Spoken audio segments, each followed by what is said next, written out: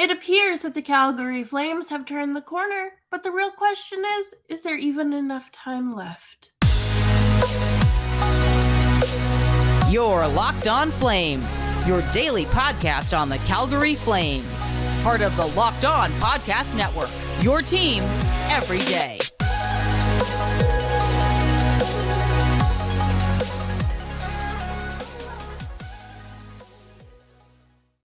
Hello, everyone, and welcome to today's show.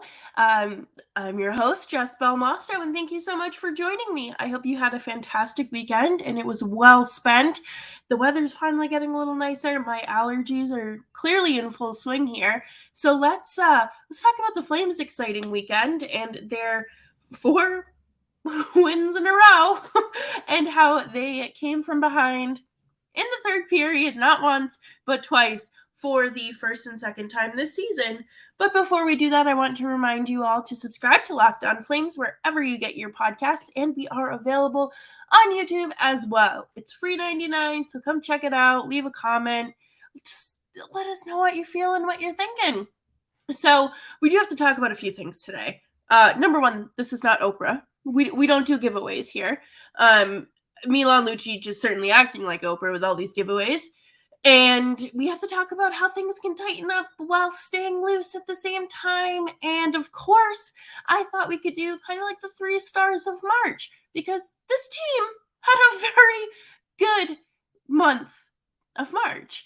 And let's dive into it. But,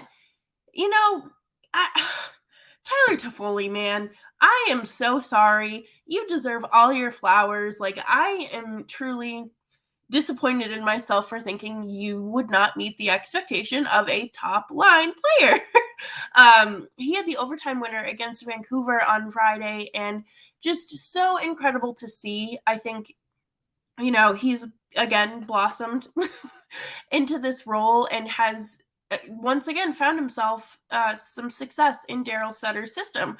I think coming from behind at any point in the game, whether it be like the second period or, kind of towards the tail end of the second, like coming from behind regardless, it's a matter of stamina, patience, and not overpassing. Like, you do have to kind of focus on the fundamentals there, I feel like. And to do it twice within 3 days, Friday, Saturday, 3 days, it's pretty good.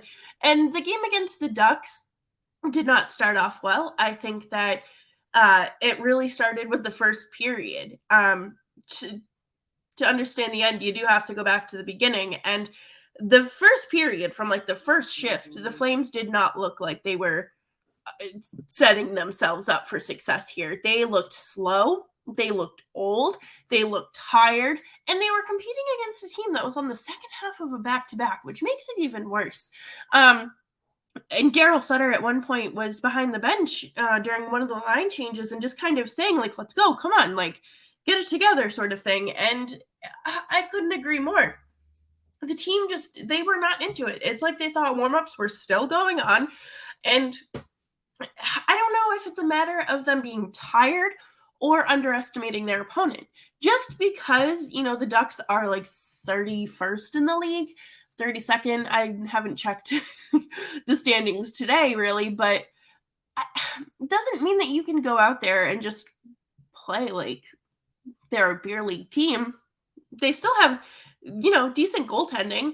They do have some speed to their side. And they're a young team. They have skill. They have talent. It's just a matter of being a competitive team through a full 82-game season. But there were just some really fundamental mistakes made through the first period. Again, Lucic with all the giveaways, and it was just like a back and forth game of ping pong through the entire game. But at the same time, like that first period, you allow 2 goals, one on the first shot of the game, and it's just kind of like, all right, so this is the vibe we're going for. And the tone was set, but Sutter yanked Markstrom out and said, Vladar, you're in net. Markstrom has been starting a lot of games. I think that this was like Vladar's last start was in February, like the tail end of February. So we are in April now. So that is a really long time. Don't forget that Markstrom became a dad last month. He, I'm sure that there are a lot of external factors that feed into his level of exhaustion. So it's just, again, I'm not going to sit here and blame Markstrom. Goaltending has been shaky all season. I'm not going to expect anything superb at the tail end of the season either, Lucic's goal does not make up for the fact that he has been making very, very fundamental mistakes. Yes. Like last week he went out there and talked about how the guys who are paid to produce aren't producing. Listen, hi. If I remember correctly, you're making $6.25 million. What are you paid to do? To do cardio. And your role has kind of faltered off at the end of your career. You even thought about retirement 2-3 years ago. So clearly things just aren't working for him, but he didn't let it stop him. It's nice that he scored. Congrats. But again, that doesn't negate accountability from anything else he's doing. And I do have to say, someone brought this up, and it was a really great point. I wish I remembered to bookmark the tweet, but they said Jacob Pelletier had one turnover in the game against the Kings where it was 5-0, and he's been scratched ever since. Lucic makes fundamental mistakes in nearly every game, and he doesn't get that same sort of treatment. Do I think that Matthew Phillips, no? Jacob Pelletier adds more to the lineup than Luch? Yes. This lineup looks like an entirely different team when he's out there because it has speed. But and we are going to kind of talk about the youth and Walker Dewar really later on in the show, but I just want to remind everyone to keep the same energy, because if you're going to talk about one player who should not be making fundamental mistakes versus a player that is still kind of adjusting to the league, I think you give a little bit more leeway to the guy that is new. Now I'm not saying it was a 5-0 game at that point. What are you going to do? Magically go out and score 9 goals? Because you didn't. You scored 2. But regardless, let me not go on another tangent. And before we do talk about this supposed team meeting that happened that shifted this room 15 games ago or so, let's talk about our friends at eBay Motors. For a championship team, it's all about making sure every player is a perfect fit. It's the same when it comes to your vehicle. Every part needs to fit just right. So next time you need parts and accessories, head to eBay Motors. With eBay's guaranteed fit, you can be sure every part you need fits just right. The first time around, just add your ride to My Garage and look for the green check to know if the part will fit or not, or your money back. Because just like in sports, confidence is the name of the game when you shop on eBay Motors. And with over 122 million parts to choose from, you'll be back in the game in no time. After all, it's easy to bring home a win when the right parts are guaranteed. Get the right parts, the right fit, at the right price on ebaymotors.com. Let's ride. Eligible items only. Exclusions apply. And thank you everyone so much for hanging out with me today on Locked On Flames. Please make sure that you're subscribed to Locked On Flames wherever you get the podcast. And while you are, listening to some podcasts, needing some extra noise for the day, go ahead and check out the Locked On NHL National Show. They've been doing some great stuff. And of course, you can hear some of our Western Conference friends talking about their teams that are probably already eliminated from the playoffs. But we're going to talk about how this team has kind of avoided that because the Flames, we were kind of like, okay, just call up Dustin Wolf, let Markstrom rest. You just got to kind of keep this going. What are we going to do situation? Not that long ago. And March belonged to Markstrom. And this team meeting that apparently went down was not players only, which I think is better. Because there was at least one of those not too long before, I believe like January, February. So, the vibes have kind of shifted. I think it was a matter of everyone kind of being held accountable and kind of saying like, you're not dead yet. And it's one of those situations where Darryl Sutter's speeches, like somebody had posted a Bruce Boudreau like rally speech one time, and like I was like, I'm going to war for this man. And then there was one for Darryl Sutter, and I was like, if a man ever spoke to me like this, I would start crying and just disintegrate.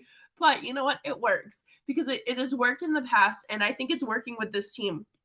I think that the Flames are, kind of in a spot where they know how to play hockey. Okay, we know they know how to play hockey. It's very obvious they know how to play hockey, but at the same time, they need someone to just kind of hold them accountable and put the pedal to the metal and say, to ride them and say like, you are capable of doing this.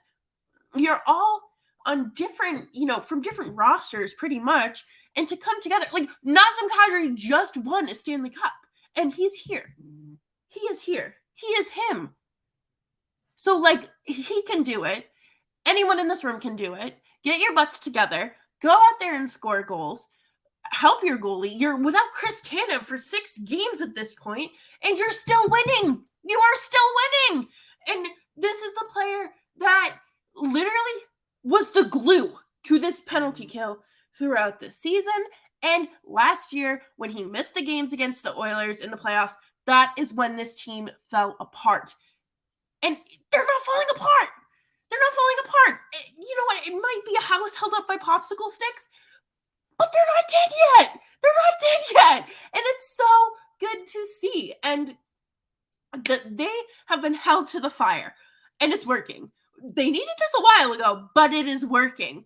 And I think it's one of those situations where you're hoping they don't run out of time because the clock is ticking. The clock has been ticking since October, but like now it's like when you're playing, oh my gosh, the game Operation, and you're just like trying to carefully execute, taking that funny bone out. And the funny bone here is making the playoffs, because personally I think that would be hysterical if this team made the playoffs. Again, the back and forth ping pong game that we saw between the Ducks and Flames last night cannot happen in the game against Winnipeg. If they get the lead against Winnipeg, they need to throw it into sport mode and just put the pedal to the metal. You cannot ease up. You cannot ease up. Michael Stone returned to the lineup last night after missing 20 games, scored a goal. Was it, a Michael Stone fashion goal that probably shouldn't have happened? Yes. But Mark Stone just came in and like took over his brother's body, and he made that goal happen. And you're still 2 points back from that second wildcard spot. You play Chicago on Tuesday, and then the second half of a back-to-back against the team that you're basically going up against for that final spot. And you need those 2 points. You are collecting points like Infinity Stones. Again, should have happened well before this, but you're still doing it. You're doing it. You are missing a very key piece to this lineup with your top penalty killer, and you're still winning. You are still winning. And I think that, obviously, like, we want Chris Tanev back in the lineup.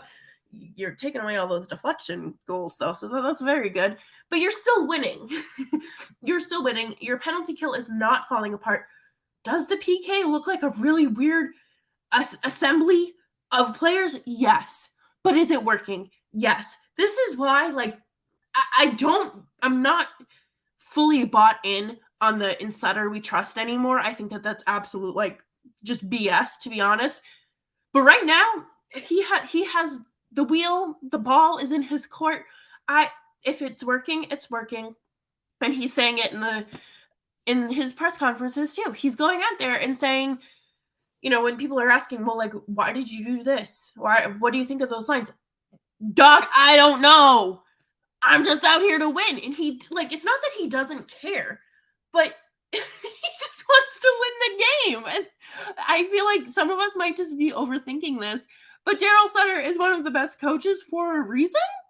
So maybe we can still trust him, because I don't think that magic has been lost.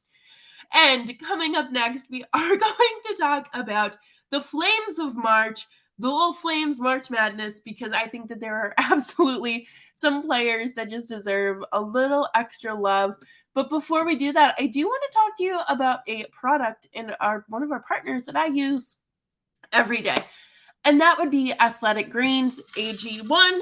I take this because I have a horrendous immune system and I need all the help I can get in bolstering it, and just without having to take a fistful of pills. It is so much easier for me to drink a glass of AG1 over, whether it just be a quick drink in the morning or if it's something I have to nurse because I'm just taking my time. AG1 is sourced with 75 high-quality vitamins, minerals, superfoods, probiotics, adaptogens, all that good stuff that you need to keep your body in check. And it is lifestyle-friendly, whether you eat keto, paleo, vegan, dairy-free, or gluten-free. It is here for you. Right now, it is time to reclaim your health and arm your immune system with the convenient daily nutrition. It is just one scoop in your cup of water every day. That's it. There's no need for a million different pills and supplements, and you're trying to remember if you took that one. Nope. AG1 is going to have it all in one cup. To make it easy, Athletic Greens is going to give you a free 1-year supply of immune-supporting vitamin D and 5 free travel packs with your first purchase. All you have to do is visit athleticgreens.com/NHL Network. Again, that is athleticgreens.com/NHL Network to take ownership over your health and pick up the ultimate daily nutritional insurance. Well, thank you everyone for hanging out with me again here on Locked On Flames. I'm so happy to be here with you. And, as we kick off this week, really what could be like the last real week of meaningful hockey for the Flames. It's so important that we all stick together and just ride this out and just try not to drive ourselves to the brink of insanity. So remember to follow me on Twitter at Jess. But I think that March was a very good month for the Flames. I think that this was the point where, again, they weren't completely turning that corner, but they were getting closer. They were inching closer. And what felt like an April Fool's joke was them winning their against the Canucks in overtime, completing their first third period comeback of the game. But I think that it is so important to acknowledge what these players have done. And up first is Rasmus Andersson with 10 points in 15 games. And Rasmus Andersson is he is just like a kid trapped in a man's body. There's a video of him playing on the playground with his son, like trying to entertain his son or whatever. And he's just having the time of his life. And he did, unfortunately, have an accident where he was riding a scooter, but he missed a few games, and he has just come back and found himself a strong rhythm. I think that he is a player that, again, has taken leaps and bounds forward this season. He is someone that I can confidently say is one of the Flames' best players.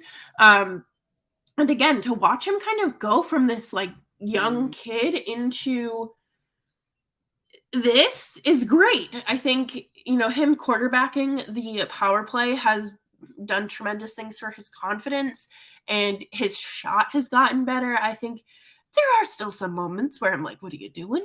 You're on defense. Can you please act like it? But I do think 10 points in 15 games is that's important, obviously he is a good playmaker, he's a good goal scorer, defender. I think that he is someone that has, just like Dylan Dubé, has benefited from the quote-unquote tough love from Darryl Sutter. I think that some players just need that extra hand to hold them accountable, because you have discipline within yourself, but if you know that one of the greatest coaches of all time is doing it, you are holding your own self to a different standard that the coach might not even have the bar set that high. So Rasmus Anderson just deserves all the stick taps. Absolutely wonderful month of March for him.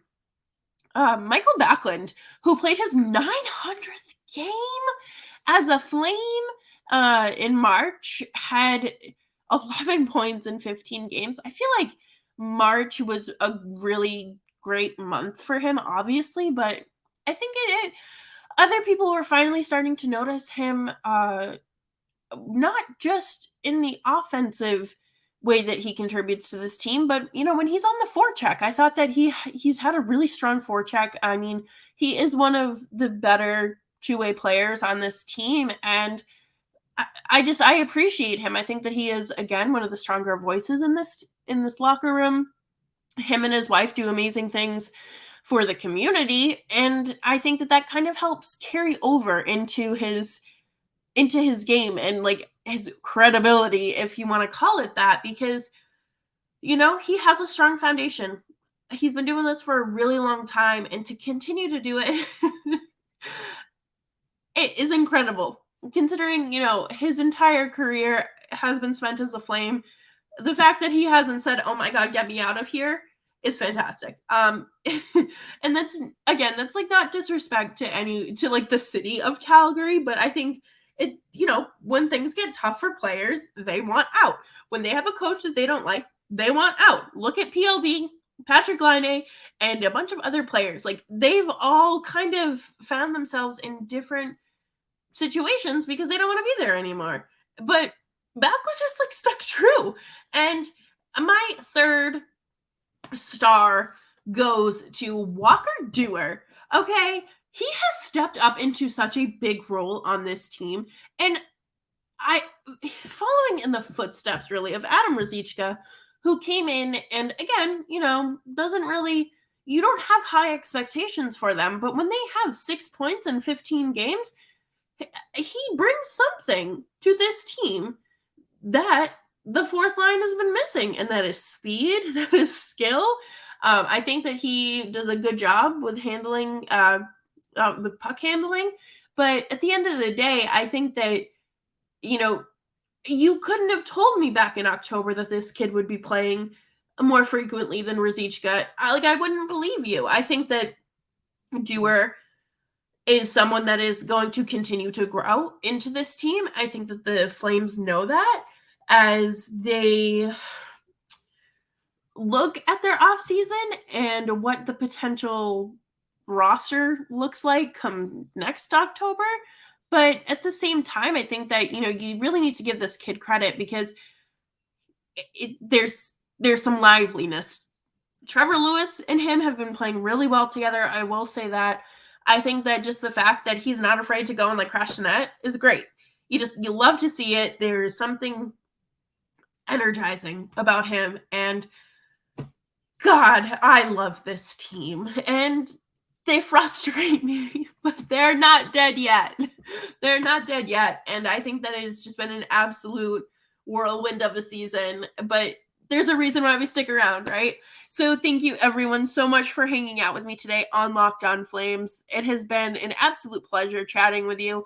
I hope that my speech got you fired up for this week's, potentially the last week of meaningful hockey for the Flames. And I'm ready. I'm ready. Are the Flames ready? Are you ready? And if you want to stick around and find out if the Flames were ready, make sure you're subscribed to Locked On Flames wherever you're getting your podcasts. We're free on YouTube. It's great to kind of, interact in the comments. And, when I'm listening to a podcast, sometimes I just feel the need to I have commentary and I can't do that on Spotify or Apple. So I do run to their YouTube channel because it is important. I think a lot of us that are sports fans just have an internal monologue when we're listening to sports reporting, right? So again, Locked On Flames on Apple, Audible, Stitcher, Spotify, and YouTube. And you can follow me on Twitter at Jess Belmosto. And Nick joins the show tomorrow and Wednesday. And we're going to talk some more Flames and just kind of some load management, and also taking a look at Chris Tanev's absence. See you then.